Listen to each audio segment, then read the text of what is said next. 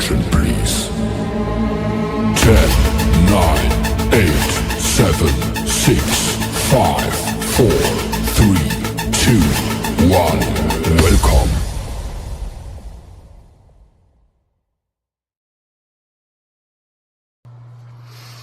Ahoy, friends. It's me, Dave Landau. After a long night on stage, I like to kick back with a captain's hat and a fine cigar and watch the Dennis and Andy show. These guys are huge nerds, but they're the kind that you actually want to hang out with. Enjoy them. I do.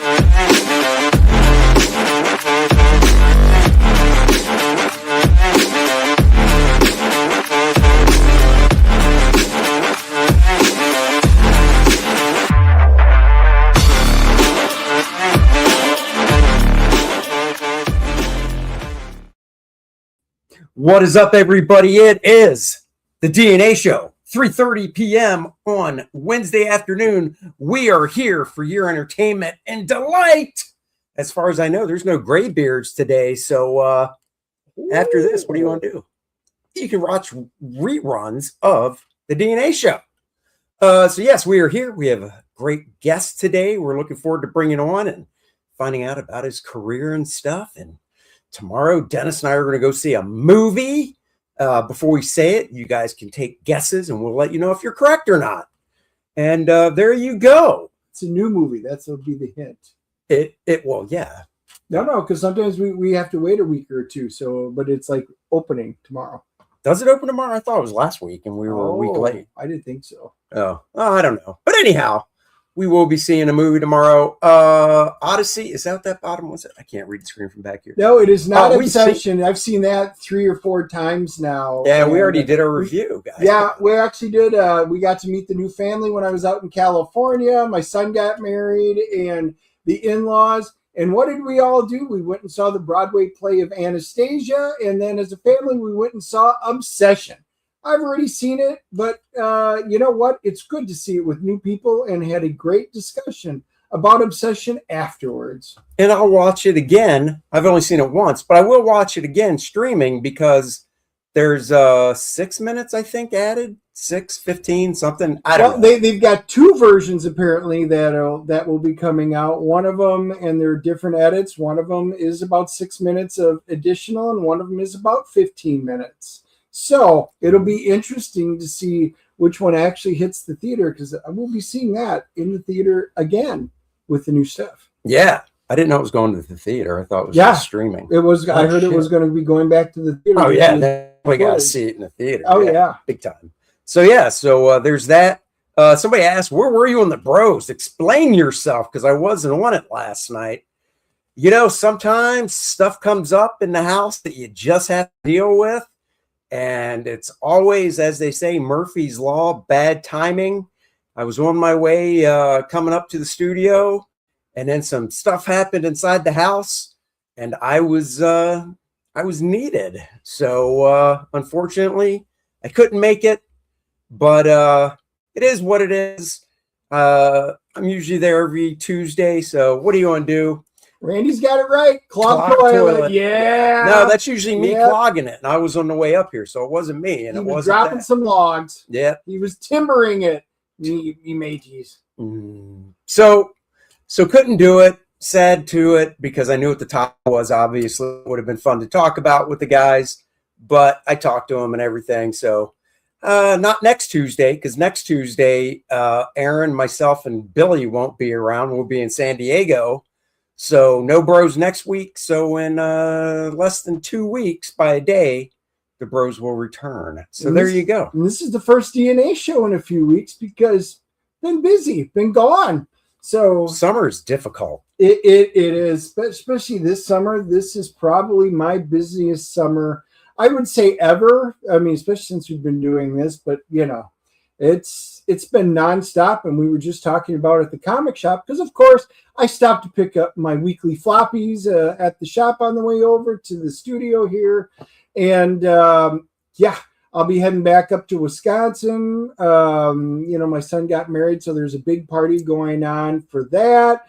So we'll be making the trek up there. And then my daughter, I've got to go help her, and she's got some surgery stuff. So I'm going to help her and take her in. And yeah, my niece, she goes off to college, I think the week after that. So it's just busy summer. I can't wait for fall to come where things will actually slow down a little bit. Yeah, we'll be fulfilling a book here soon too, because I finished drawing Lilineth, Infernal Conflict on Monday. I finished the last page. So now the colorist is like 12 pages behind me, I believe. So he's got them and got to finish up. And then, of course, we get pages to the letterer, my buddy Steve. And Steve does the lettering, Chris does the colors, and we got to get this baby in your hands. But my part is done, except for, you know, we both edit and production stuff. But drawing-wise, that's done. So you can go back it. Oh, Randy's going to be on the road most of August and early September. Well, we will miss you, Randy. But thank you for always showing up. We will. And hopefully we'll be back more Wednesdays. It's just Dennis getting his stupid spray tan appointments at 3:30 on Wednesdays. Look how orange he is. That's not natural. That's not real. Everybody on the show says that, and then you guys even did it, and you showed up at the convention. Now, baby, this is all real, and it is not orange in real life. This is Andy's stupid-ass camera. I don't think so. It is. It's not real. If I licked the side of his face, he would look like this after I lick off. But spray tan is disgusting. I'm not going to lick his face. You're so full of crap. It's amazing. Whatever. All right. Well, let's bring on our guest now. He's been in the business for a long time.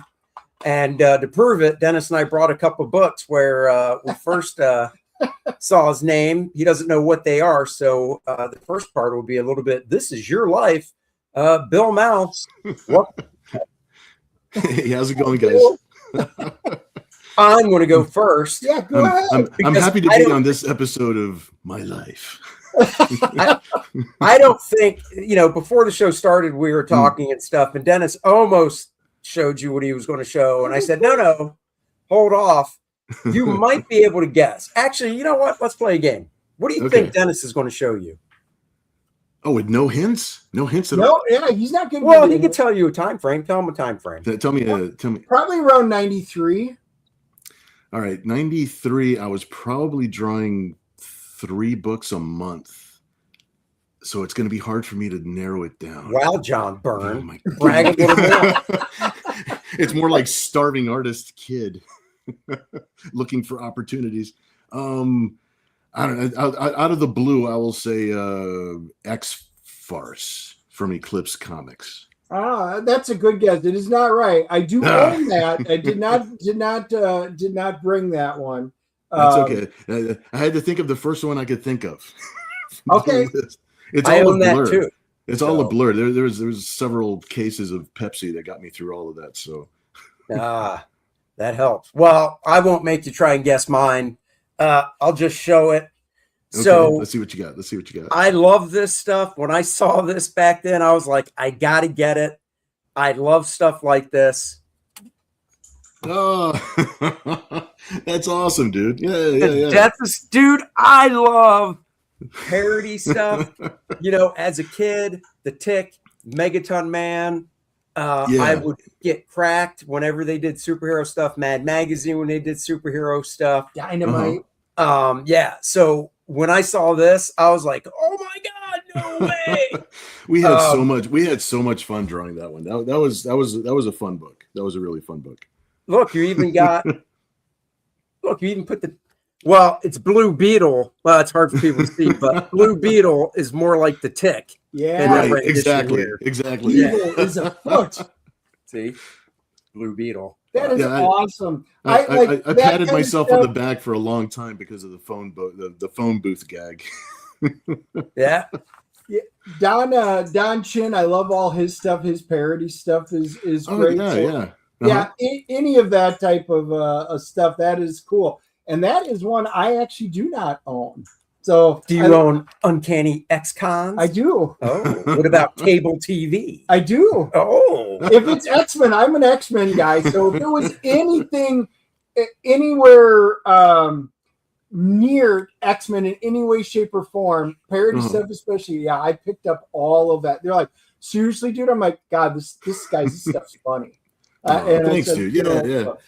I appreciate that because I really love doing the comedy and the parodies. It's just a lot of fun. I get to play with so many different characters, right? So yeah, I do. I love this stuff. Is this the dude's real name? It says ink artist Scooter Tidwell. Yeah, that's his real name. Yeah, his inks. So you only penciled this? Yes, I was a penciler. Yeah, he did the inks and those gray tones too. I thought that was really cool. He really gave it like a distinctive look from my typical art. So I was just like, oh, I love the combination.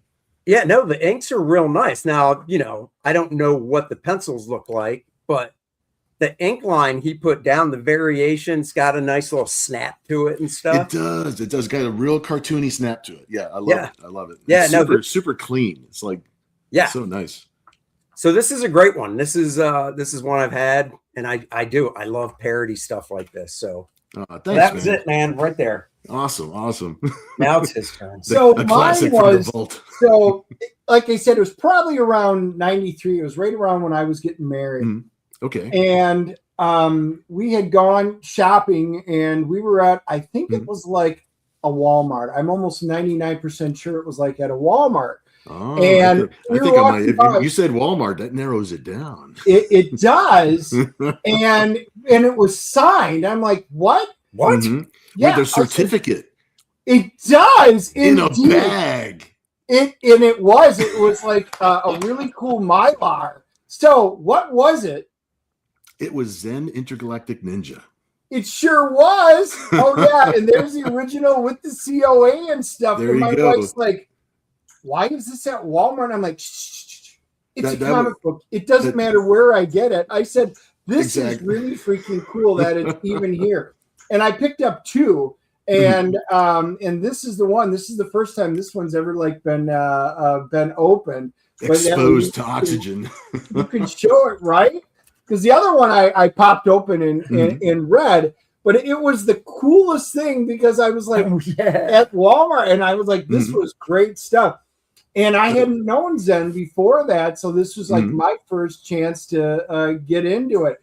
And it was so funny because my wife and I were talking this morning, and I said, I'm doing all my usual, going to Andy's, blah, blah, blah, blah. And I says, we got Bill on and stuff, and she goes, wasn't that when we were at Walmart? I'm like, oh my God, you remember this? Walmart is where life happens. She goes, you still have it? And I'm like, I do. So she goes, you should take it with you. I'm like, you know what? I will. Awesome. So my question is, how did you guys wind up getting that, a relationship where you got something into it? I'm like I said, I'm almost positive it was Walmart at the time. Oh, it was How Walmart. Did you get into it? Getting into Walmart that was actually a very cute story. How we got into Walmart. It was San Diego Comic-Con. It was preview night. Preview night typically, especially back then, was only for people who own shops, people who distribute, people that are on that side of the business, right? And a little kid came up to our table. I mean, it's like, we had our Trek lighting, we got our books out, we got all our stuff. And a little kid came up and kind of squeezed in between people. And I just focused on the kid. And I was just like, so I just answered all of his questions. We were just having a good time. That's cool. This is that, whatever. And the kid was like super happy, walked away. So I was like, all right, cool. We made a kid happy. That's what it's all about. So kid came back later with his dad. And his dad is like the Walmart, like he takes care of all, like, I don't know, the department that buys things. Right. Okay. Yeah, the name is slipping me. I'm having such a brain fart right now. I can't sound like an intelligent adult. The acquisition department, yeah, with taking care of distribution of this and that. Whatever sounds like a big department, he was in charge of that one, and that's how we got it. His dad came up, and he was so happy that we were just like treating his kid like $1 million that he was like, "Well, let's see what you got," you know, and that's how we got that relationship going. Dude, that's awesome. So I think I signed like 7,000 or 8,000 copies. Wow. So I had to line them up. My then wife Veronica and I, we were renting this 2-story house in Virginia Beach, and we just lined up books all through the house. Like it was like this path, and I was scrunching down on the floor, signing. It took us like 2 or 3 weeks to sign all those books. Oh yeah. But it was crazy. Yeah, it was nuts. And that's the way some of our things happen. You know, it's just little opportunities, little relationships, little people being. I've lived my entire life by the grace of other people being nice to me. So it's like, you know, giving me opportunities and just having little relationships and just being cool to people. You know, just being nice to people and being grateful. You know. And you got I draw pictures for a living, so I can't have a chip on the shoulder, you know. It's like, what do you do for a living? I draw boobs and spaceships. You know, yeah, no, that's cool. And I was just looking through it. Now, I'll be honest, I've never even looked through that before. Mm-hmm. Okay, got you. And after looking through it, that's number 3. It was hermetically sealed. Yeah. I kind of want, you know, it's his. I kind of want to get a copy because I was like, this is freaking cool looking. And you were inked by Wayne Foucher, who moved on to do inking for like DC and stuff and whatnot. So yeah, there was a lot of people. Don really had a knack for the talent that he was rounding up for our Entity Comics back then. We co-founded Parody Press together. We co-founded Entity Comics together, right, back in 91, 92. The first job that I did was a book for Eclipse Comic called X-Farce. Yep. And Don just happened to be the writer of that book. So that's how we became friends. And then after that, it was he wanted to start his own thing. So we co-founded Parody Press. And, you know, we did that for 10 years. That became a decade of my life. Oh, wow. You know, just because we connected. We had Don on the show a while ago, and yeah, it was X-Farce that came up because I'm an X-Men guy, and I was like, wow, you know, and I backed a lot of his stuff, and he's also a fantastic guy. I love talking to him about it, but that is just so cool how that kind of stuff just comes together. Yeah, it's crazy. I mean, Don is. I'm super happy for him this week. They're just wrapping up their Kickstarter for Dynamite's doing a Kickstarter for the adolescent radioactive black belt hamsters. I saw that. Every time I'm on Facebook, I'm scrolling through. There's a video of Don pitching it. There is. So, so we're dragging him back to his natural habitat of comics. I didn't even look. How well is that campaign doing? I think they broke 40,000. Oh, nice. Yeah. So I'm really happy that it's doing well. Hopefully, what it means is that there'll be more things coming in the future. You know what I mean? Right. So more stories, more books, more opportunities. So I'm hoping Dynamite takes note and puts us all back together again. Puts the team back together again for some more new stuff. That would be fun. Well, that's very cool. All right. Well, now that we got that little bit of reminiscing, we'll start at the beginning like we usually do with new guests and then work our way to that and beyond. So that is where you come in. Yeah. So we always like to ask our new guests, like, their origin. Every superhero has an origin. Every supervillain has an origin. Therefore, all the creators have an origin. And it usually starts, as a kid, getting into comic books. So do you remember the first comic book you either bought or were given? And if so, do you still have it? I don't have the original comic books that I got like first when I was a kid. I'm a Navy brat. My dad was engineer in the Navy, and I would end up with my mom at least once a week or once every 2 weeks, going to the commissary and the exchange. Oh yeah. And so as a kid, I would want to escape that hell.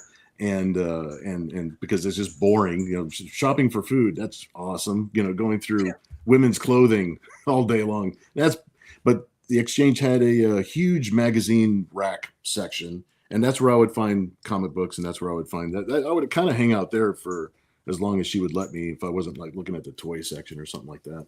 So probably like Spider-Man comics are like the first ones that I was really actually picking up or bugging her to pick up for me, right? And Crack Magazine, that was my thing. Mm.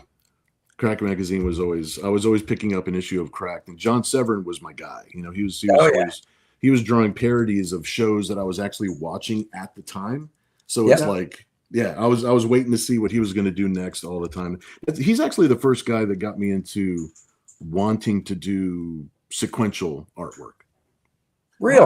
Wow. Yeah, because before that, it's like I was happy just drawing. Like if I went to go see Star Wars, I remember 1978. It's like, you see Star Wars. I went back home and all I did was draw R2-D2 and like X-wing fighter. It's like I would just try to draw anything from TV shows and movies that I was watching at the time that I was into. But John Severin's work was the first time that I was like, I want to tell I want to tell a story. I want to tell a joke. I want to tell a gag. It's like that was the first time that I got the bug to do that. So that was cool. That was very cool. Nice.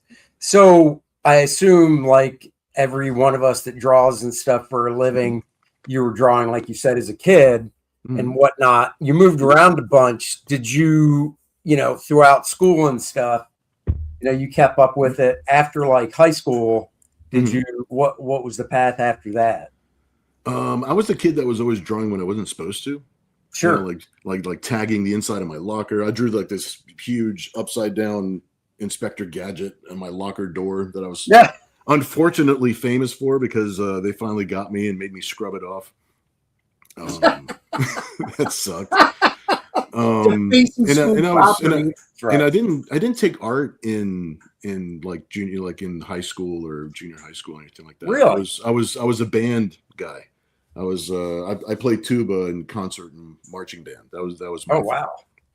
And because you're a part of band, it just leaves little time for other things. It's like I think I joined ROTC for like one day. I found out what their schedule was, and I was like, nah, I can't do any of that. What are you talking about? One day. I was there for one day. I raised my hand and I was just like, I got to sign up for woodshop or something because this is too much. That's hilarious. But yeah, band was awesome. I love music and I love playing music, keyboard, and there was a bunch of different instruments that we'd like to get into and stuff like that. I still play keyboard when I need to write some generic music for my videos now, so it comes in handy every now and then. Plus, band trips were a lot of fun, and a couple of the girls that I was dating back in school days, they happened to be like in band or like one of the flag people. So it's field trips, awesome. It's like so we're all about that.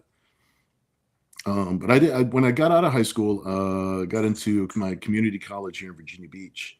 That's when I finally made a decision. I had two choices. I can either be a tuba player at Duke University, or I can pursue art. So wait, if you went to Duke, are you saying they would have paid like scholarship type stuff? Well, that's the thing. We did a marching band competition at Duke. And the band director there approached me and said, when you graduate, when you go to college, you come here, because apparently I was pat on the back. I was excellent tuba player. I was kind of top of the line guy. But my diaphragm was pretty good back then, and he could hear me from the back. And we only had two tubas. A lot of bands, we had like 150 people in our band. And we only had two tuba players. And there was enough bass to cover that. So usually you have like 6 tuba players for something that large. And so he was impressed enough with that, with the projection and with the skill level, that he told me that if I wanted to come to Duke, that he wanted me to be there. And I told him straight up, it's like I'm kind of like mediocre grades. You know, I'm not an academic. I'm Yeah. I'm the guy drawing in the corner, you know, Right. making jokes and goofing off. So he kind of treated me like a sports guy, where it's just like, yeah, don't worry about it. We'll worry about the grades later. Yeah. Nice. We're just gonna bring you to Duke. We need a tuba player, and we're just gonna make it happen. You know, just don't fail out. We'll smooth everything else. He was basically giving me a ride at Duke, which was amazing, just to be treated that way. But I still chose art. I didn't see where I would go as an adult. I had no idea the different venues and avenues that you could take. You know, like I was watching a video on YouTube of the orchestra that was playing like all of the like Game of Thrones actual orchestral soundtrack and stuff like that. That would have been my day job. That would have been my 9 to 5 at some point. Right. So it was choosing that or choosing art, and art was always my first love, and drawing comics was my first love. So I decided to pursue that. My parents got transferred to San Diego. We lived in Virginia Beach at the time, and I just graduated college. And my dad got transferred to San Diego, and I was just like, wait, that's where people go to be artists and actors, and I'll tag along with you guys. You know, it's like we'll go do that. Yep. Cat's leaving the studio. She's a busybody. She's coloring like 10 things over there. So there you go. She can use a break. She's like, I don't need to hear this. I've heard it all before. Oh yeah. She took off her headphones. She's like, this story again. Got it. The tuba again. No, I get it. Tuba. You played the tuba, Dad. Well, Mystery Box does say, he goes, I'm sure you're a better artist than tuba player, but bring tuba to Comic-Con and we can judge for ourselves. There you go. I'm gonna have a fundraiser. The tubas. I've been looking around at different because sometimes high schools will get rid of their old instruments. Yeah, you know, to bring in, you know, if they get actually purchase like that happened to us when I was in high school. They actually purchased like brand new tubas for us, and then the old tubas just kind of disappeared. Oh. And I'm like, so where did they go? You know, it's like, so I was thinking to myself, I'd probably, you know, find something from a high school somewhere and look out. So when you were just real quick, when you were in high school, you never actually owned your own. You just used the school. I used the school's tuba, because those things. I think the ones that we had were like probably like 10 grand, maybe 12 grand. Really? Yeah, because they were like really fancy concert tubas. It was like it's the kind of tuba that you could sit in your lap, you know, like what you typically see with the bell sticking straight up, and it had a transforming thing in the middle of it, some different pieces that you can convert it over to a marching tuba. So we take that, throw it up on our shoulder like a boombox, and then play it like that, you know. So it was a lot more stylish than like a typical sousaphone that kind of like wraps around you. So it was it was a fancy little when I Randy says Polka King, and then Mickey's like, does he like the Bear or Packers? Because, you know, there's Mickey, a Packer fan. We have lots of polka, and we love the Green Bay Packers, and it's all good polka. You'd be perfect. You know, I love to watch a good game. I really do get excited watching a good game, but I don't keep track of anybody. It's like, who's got the cooler uniform this time? We're going to go with that team. You know, I think the only time I ever kept up with teams at all, it's because of a childhood thing. I was born in New York City. So as bad as the Mets were throughout the years, like I have these childhood memories of having like a stuffed Mets character, you know, the baseball head dude and some helmets and stuff like that. So from childhood, the nostalgia, I'll root for the Mets. Wow. But other than that, it's like I really don't keep track of like teams and stats and stuff like that. But I love watching a good game. I mean, it's like it's just, you know, I don't keep track of anybody. Well, color me impressed. I didn't know tubas cost that much. When I was in, I think it was middle school, maybe elementary school. I played trumpet, but I mean, trumpet was like, I don't know, back then. I think a trumpet was like a few $100. Yeah, a few $100. Well, I started with trombone. Oh, okay. So, but the band needed a tuba player, so I was just like now I picked the trombone because it didn't have any buttons, and I'm just like, I can kind of feel my way to the note. I'm thinking to myself, this sounds like an easy instrument, you know. It's like, and it wasn't. Sure, but I got into it, and I got fairly good at it, and but they needed a tuba players, and I swear to God, I was like Bilbo Baggins back then. I was like a tiny kid. I kind of looked like Elliot Page in a suit. You know what I mean? With the tuba. Yeah, I looked like Elliot, like on the red carpet for the Odyssey. I was just like this little guy. So I would get The suit jokes. that doesn't fit right. I get it. Exactly. Yeah. Everything. I looked like a puppet, and just like this little kid. And I would get People thought you teased. were a girl trying to be a guy like Elliot Page. There Get was it, a couple I of get it. times that I actually got the remark. It's like, that tuba has legs. Because the sousaphone wrapped around me, and all they saw was a hat and 2 feet sticking out, you know? Oh, that's hilarious. But because I was playing, I think I'm going to blame this or credit this tuba playing for me getting however tall I am right now. I used to sit on 2 freaking textbooks to reach the mouthpiece for the concert tuba. Oh, And then the following year, I didn't have to use those books. It's like over the summer and the beginning of the year or whatever like that, I stretched out. So it's like, thanks to tuba playing, I'm no longer in the Shire. That's cool. My son was saxophone, and so at first, we rented it from the school, and then we wound up buying him his. And being a Packer fan, we got him a green and gold one. There you go. Yeah. He still has it to this day. He used it all the way through, so that was pretty cool. Get the Green Bay logo on the bell. Yes.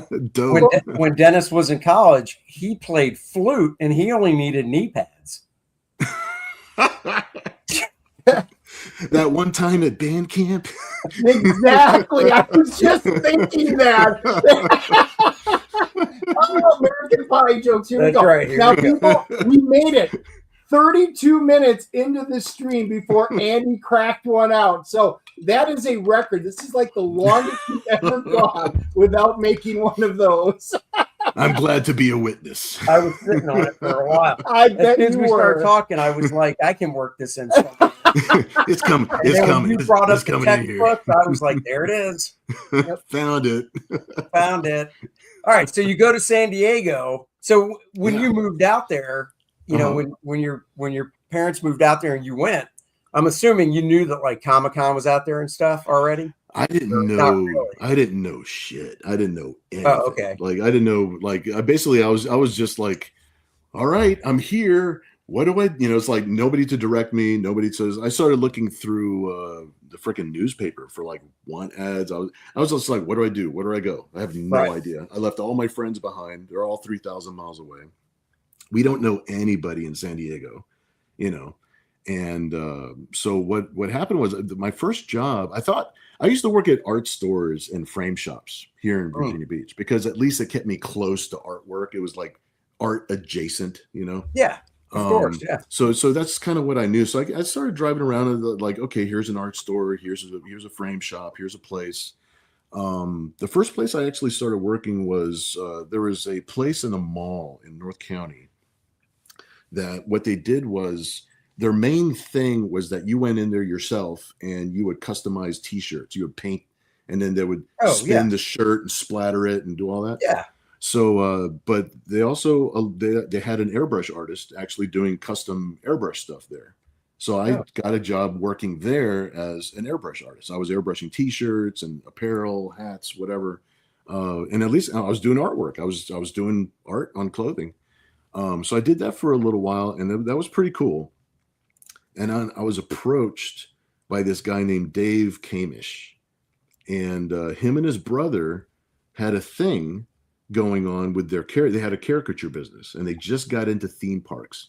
No theme parks had caricature artists in their theme parks yet. It was like there's something that they were trying to get in. They were like entrepreneurs about their art.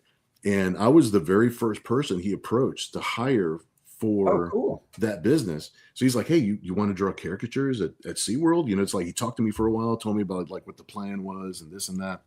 And I ended up going to SeaWorld. I was the first guy. I sucked for like a year. It was awful. And then I got better. And then I started making like $1,000 a week. I mean, it was amazing that we were just like cranking them out. We hired more people. And that was the beginning. Like if you go to any theme park, like part of the techniques that they use, those were all from our playbook. It was all Oh, the stuff that we wow. developed. Yeah, yeah. And then so yeah, I did that for like 3, almost 4 years. A friend of mine, his name is Bob Hannon. I got to say his name because I always credit him with getting me into comics. Oh, cool. And the way that he got me into comics was he used to brag that he knew an editor in comics. He knew that I love comics. Yeah. If only I could find a way in, it's like one of those kind of things. And it's like, oh, I know an editor and I know these people and I know this, he's one of those kind of guys. It's like, he just happens to know lots of people in different industries and he's just that way about it. So I just kept on elbowing him. It's just like, well, dude, get a job, dude, do it. It's like, Right. I was actually giving him a hard time so that he would get a job in comics. And maybe 10 years down the road when he becomes somebody, maybe he'll let Bill into his studio. That's right. The long game. Yeah, the long game, seriously. So he did. He actually contacted that editor. I forget her name, but he did get that job drawing X-Farce. Go figure, Cool. right? So he came back to me. He's just like, dude, I got it. It's like I've got a real gig. I've got a thing. And I was just like, so I patted him on the back. I'm just like, that's awesome. I'm happy for you, dude. That's awesome. So we had lunch, this and that, whatever. And come back a couple days later, he's like, this deadline is bananas. I can't do it. Like, I'm gonna have to let it go. It's like, no, don't. What are you talking about? It's like, what ended up happening was I ended up penciling that book. He ended up inking it. Don, of course, wrote it. Somebody else lettered it, and that was our first gig. That's how we got in. And then we did 2 more parodies for Eclipse, and then Don and I started Parody Press. So it's all because I wanted him to get a job that I got a job. That is so cool. That's way cool. Yeah, and that's so a 30 some odd year career out of kicking my best friend's ass. How do you remember how well did those like X-Farce sell and stuff back then? I want, correct me if I'm wrong, if you ever hear a different number, but I believe that it was in the neighborhood of 80,000 copies. No shit. Wow. Yeah. So that would be on par with some we're of the talking best about books today. we're talking about 1991. This is when we still had 30 distributors. We still had at least 3,000 more comic shops nationwide. Yeah. Oh yeah. Everybody's ordering system was very. It was.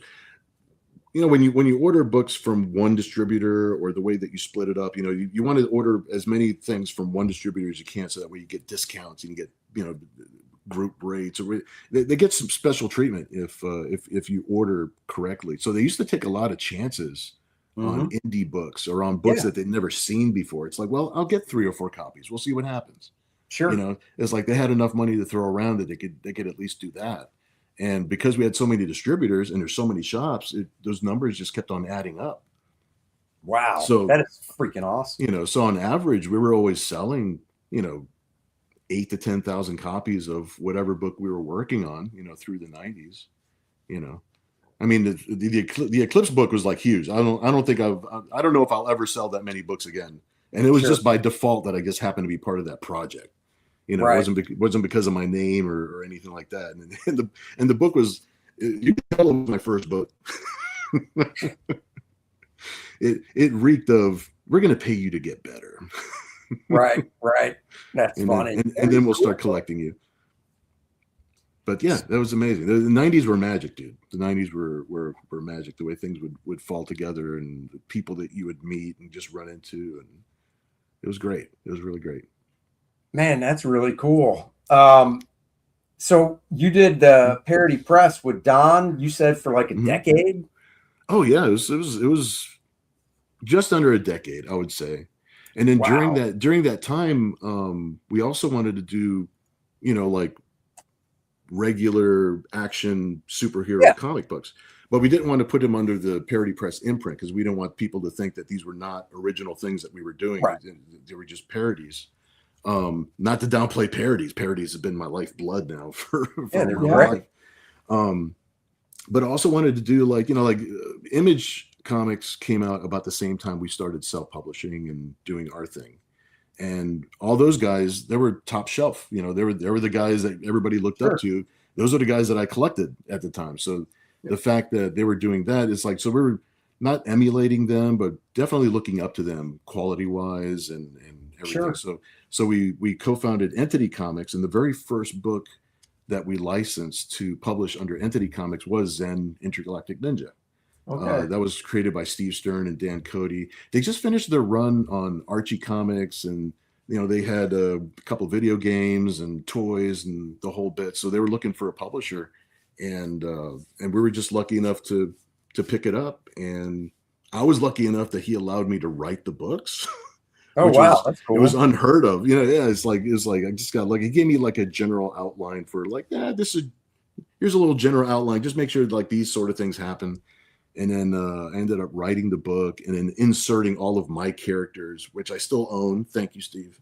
Oh, that's cool. That is cool. So yeah, that's where Nira X came from. That's where my creator-owned character, she made her first appearance in Intergalactic Ninja #0. That was her first intro as a bounty hunter / sidekick / helper, to the story.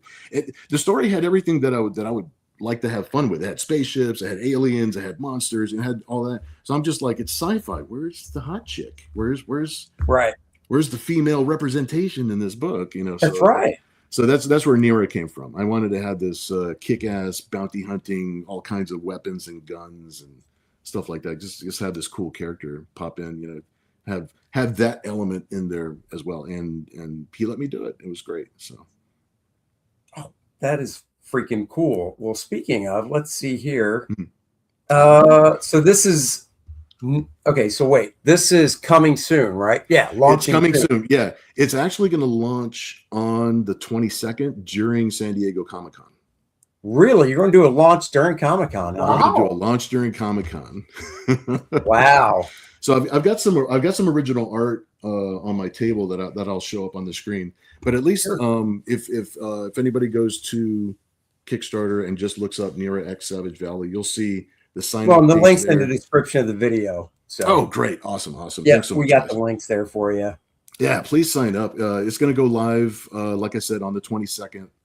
And it's going to be a lot of fun. It's me basically writing another 3-issue miniseries based completely on what I felt like drawing for that month. So are you launching it as all 3, or are you doing it one at a time? One at a time. Yeah, one at a time. How many pages is each one? Regular or a 24-page story? There's going to be varying covers. There's going to be a wraparound cover.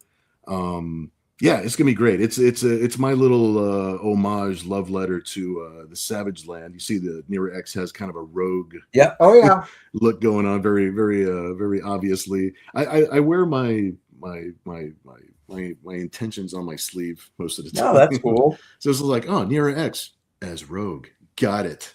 That's all you need to know, really. Yeah, you had me at rogue. Yeah, you had me at rogue. And then as far as all the monsters and dinosaurs, I think I got a cool little spin on it. I don't draw like Discovery Channel accurate dinosaurs, so sure. The area that she gets, the Savage Valley, where her and the other Cyber Angels get trapped in, these monsters and these dinosaurs are reminiscent of dinosaurs, but they're all like cyborgs, and they have like cyber skin parts and stuff like that. So they're very, very much more like science fiction monsters as opposed to like comic accurate. It's not Jurassic Park, Yeah, partially because I don't draw dinosaurs that good, and I draw monsters way better. So. Yeah, but I mean that's fine. It's comics. Yeah, it's about having fun. So it's like right. I'm really looking forward to it, and we got a couple new characters that actually the chat came up with along with me. So I do a draw stream on Saturday nights, and typically what we like to do is I get a lot of ideas from the chat, and then we do a bunch of sketches, and then I auction those off at the end of the show. That's the way the show kind of rolls and rotates. So one of the Cyber Angel characters is actually based completely on our good friend Ken Zazer. He's been a fan since the 90s. His wife Courtney is actually a Cyber Angel character in the book. Oh wow. And we're also introducing another Cyber Angel character. Her name is Orchid. And that's a character that was completely we came up with it together on the draw stream. So I'm just like, this will be cool. It's gonna be a lot of fun for everybody to see her in action, Yeah. So it's gonna be awesome. It's gonna be a lot of fun. Well, that's real cool. And that launches on the 22nd. So that is literally next Wednesday, right? You're launching at preview night or preview Yeah, night? preview. Yep. Exactly. Wow. Are you actually going to launch it during preview night or just sometime during the day? I think we're going to try to launch it during preview night. It's like, even if he makes it active, I'm still going to try. I don't think I'm going to be able to live stream from inside the convention center, but I'll still live stream from the sidewalk if I have to. I'm going to let everybody know that that it's out there and it's live. Oh, that's cool. That is. That's real cool. Well, good luck for that one. Yeah, thanks. Yeah. Going through my Kickstarter is like really fast this time because there's only one picture. But I do have another page that I can share with you on the thing. Let's see. I'll take that down while you do it. Awesome. Let's see. I'll take this one off and I'll add this one on. Share the screen. Oh, no, that's the wrong one. Let's not do that one. I know how to hit buttons. Yeah. I've hit buttons before. Man, I tell you, as much as I like San Diego, 2 days into that show, I'm tired of the crowds. It is. I'll go to a friend's booth and just be like, I'm coming back there to sit just so I can get out of these crowds. That's why I like being behind my table. I like being in my little bubble and just letting the world pass by me instead of me trying to be out there. Oh yeah. So we're in the middle of finishing up issue 3 of Zen Bounty Wars. That's our Zen Intergalactic Ninja miniseries. It's a 4-issue miniseries. And okay. I have the pre-launch page. It's up and it's active for people to sign up just to be notified. We got that in the comments too. If you sent it to me, it should be in the description. Okay, very cool. Thanks, dude. So, is Kat doing any work with you on Savage Night? Yes, she is actually going to be doing one of the variant covers, and she's going to be helping me on some of the colors too. Nice, excellent. Yeah, it's crazy to think she's actually been working in the industry now, like pro level, for like about 12 years. It's kind of crazy. Wow. But yeah, I'm happy to have her. Yeah, I'm looking forward to seeing her variant cover too. We're gonna have I think all of those files are gonna be turned in on Saturday to the publisher. Our publisher Tom over at Committed Comics is the one running everything for Savage Valley. Okay. And then the Zen Bounty Wars #4. I had to put a thing on there to make sure that people know that it's not going to go active until October. Oh, okay. Because we're in the middle of fulfilling #3, so I don't want to do anything, with putting that page active until #3 is completely fulfilled. Right. Now, by doing the Zen stuff, do you have to? Because I didn't know you didn't create Zen. Do you have to cut in the original guys you mentioned? Well, I actually draw the book for them. So it's published. It's published by First Comics. And Steve Stern, the co-creator of Zen, is actually the writer for this series. I was going to ask, so you're not writing it, he is. Okay. Right, exactly. And you see the Nira X is actually right there front and center. She's doing double duty over here. Wow. So yeah, super happy that she's in this one. The story is basically Zen is in this position where he's wondering whether or not being a bounty hunter kind of goes with how he wants to live his life, right? And because he's searching for where he really belongs and everything that. Because Zen is such a solitary. He was a created being, so he doesn't have family or race or So he's a unique being. So he's just finding his place in the universe. And he gets kind of caught between in the crossfire between these two warlords that are trying to take over this entire sector of space. So he's trying to decide, do I do this? Do I not do this? Meanwhile, Nira is helping him out, and they're in the middle. They're in this crossfire. So there's tons of action, tons of stuff going on. There's a crazy character. He's more of a parody of a Lobo type character. He's called Black Hole Bob. And he's the chaotic neutral in the middle of this whole story. It kind of pushes things forward, but it's a lot of fun. It's a lot of fun, and plus it's fun getting the old gang back together again. Every time we get together for a new story, it's the 90s all over again. So it's great. That's cool. Black Hole Bob. So you play Dungeons and Dragons, huh? Wait, why do you say that? So you didn't catch that? No. Yeah, that's see what. Yeah, he said chaotic neutral. Chaotic neutral. I heard it, but let me roll my dice. That's right. I heard it, but none of that means anything to me because I don't really play it. So, So I'm actually stealing phrases from Kat at this point because she likes defining the characters that way. Like, is this a chaotic neutral? Is this a neutral neutral? Is this a good guy? Chaotic, it's like she likes divine. And yes, she does. She did play for a long time. She played Dungeons and Dragons for sure. Oh, that's cool. She had her group. Yep. Now if she comes up and says, well, she's got a 19 comeliness, well, then I know how old Kat is. See. That's old school. Mm-hmm. Yeah. The kid, she's 29 this year. Wow. Crazy. Yeah. She's married. We're actually going to San Diego with her husband David. Pretty cool. Oh, that is. So we actually got married in February when we saw you guys.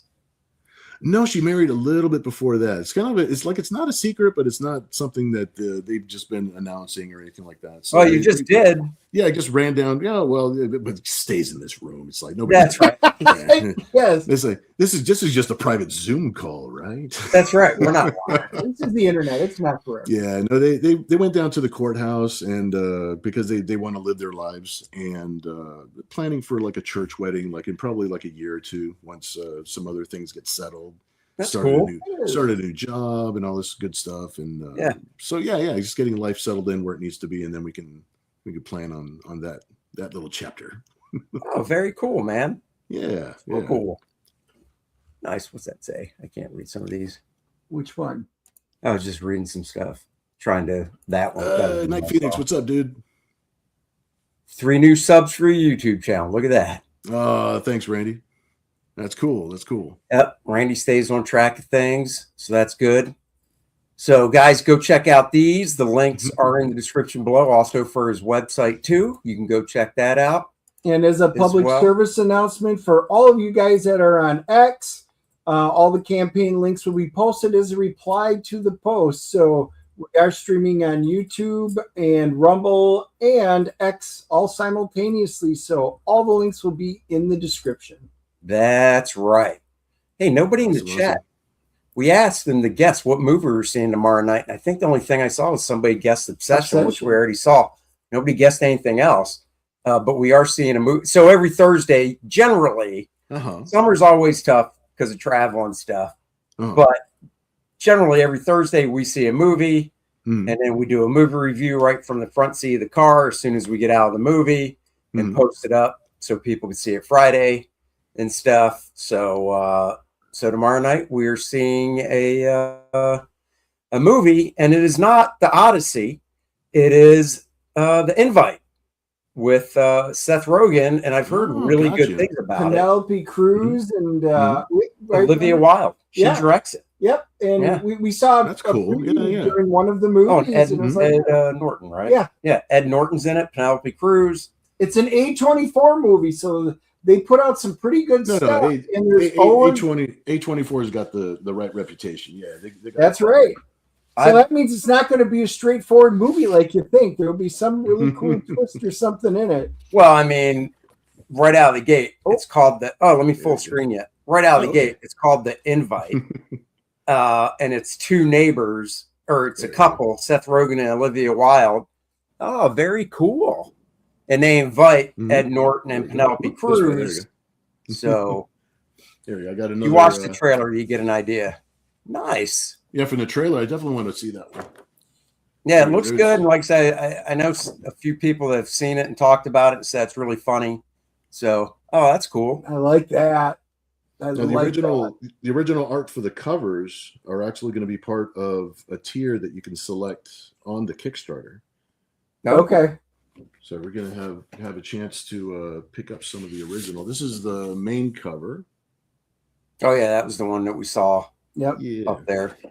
And then this is the censored cover. Nice. Randy said, "Savage pieces." The first piece is this is actually going to be a limited print at the small press table. So if you go to small press table L09 and ask Tom nicely. He will give you one of these prints, and I'll be doing a remark up in this. It's a full color print, but this area nice. up here is going to be blank, so that way I could do a remark up in the Oh, corner. that's excellent. Oh, very cool. Yeah, so that way at least I'll show you a little bit more. Since I didn't have the entire Kickstarter ready for us to like scroll through because it's about the launch, at least I'll show you a little bit of artwork. Yeah. No, love seeing the artwork. Yeah, no, that's really cool. Awesome. Well, dude, that is really awesome. Before we wrap it up, so we usually go for about an hour. Might as well, of course, I brought up Lilineth is finished, so we'll share the campaign. Lilineth Infernal Conflict, guys. It's live for a little bit longer. Probably come down sometime in August. And if you want to back it, get on it now. All the interior art is finished for the book. On my end, the colorist, like I said, Christopher has about, I think he's like 12 pages behind me. And we'll get moving on the lettering as well. And it just comes down to getting it all put together and getting it in your hands. So definitely go check it out. Go back it. Of course, I think we have, I don't even know. I'm thinking there's a couple copies left of the retro edition where we're printing it on newsprint. And it's going to be flat colored and the cover looks distressed and all that fun stuff. 70s. Last I checked, I think we got 2 copies left. 2 out of 100. They all come signed and numbered with a certificate of authenticity. So be one of the 2, because after that, we are printing a little more than 100. So we have a few for ourselves. But if you want to get it, this is how you do it. We have a Kickstarter too with the Billy Tucci exclusive cover over there. So if you are Kickstarter folks or a huge Billy Tucci fan, then we also have the Kickstarter available for you. Yep, and that'll be coming down soon as well. Those links are also in the description below. So go check it out. And if you have backed it, I did send out an update with 3 colored pages attached to it, so you can see some new art from it as well. And I think you're going to really like what you see. And of course, the best deal is the collector's box, where you get all that stuff you see there. The main cover, the homage cover, John Malin's cover, and exclusive to the box is the black and white cover by John with no logo. The Circia bookmark is exclusive to the box. And you also get the foil cover, the black and white edition, a new First Man story I did, a 2-inch Lilineth minifigure, a collector's box shipped in a big brown box because we don't want that collector's box to get messed up. So go check it out, guys. You save a bunch of money if you go that route and you want everything, or you can a la carte it on the campaign, picking and choosing what you want. So go check out that. And there you go. So, hey, Bill, thanks for joining us today. Thanks for having me, guys. It's awesome. You know it, man. Any excuse to hang out is a good excuse, so I'm good with that. Yeah. It is. And once the campaigns are live, well, we know the one's live next week. So I didn't know that. I thought it was live already, but it goes live next week. So we'll try and get you back on when it's live as well. So awesome. Yeah, I'll be back in town after August 2nd. So it's anytime you guys would like to schedule something, that'd be great. It was just good to hang out with you guys too. Yeah, dude. Yeah, that sounds good. Everybody, thanks for watching. I'd say go watch Graybeards, but as far as I know, Aaron's not doing it. So I got one right here. Here you go. Day off. Yeah. Wow. Yeah. Well, he's got to get prepped for San Diego as well. That is true. San Diego takes very time consuming. That's right. It So no show next week, no movie review next week.